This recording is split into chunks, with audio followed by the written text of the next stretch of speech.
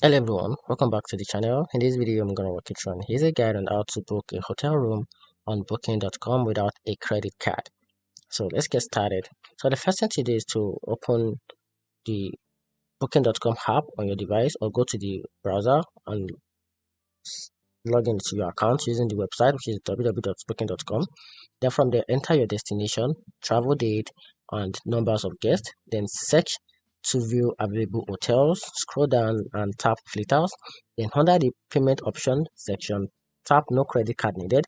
Then apply the filter to see only hotels that allow booking without a card.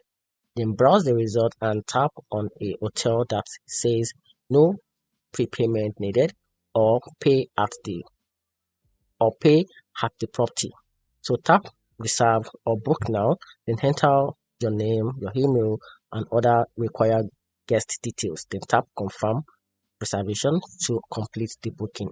And that's how you can easily book hotel on booking.com without a credit card. Hope you find the video helpful. If you did, turn on the notification button and subscribe for more.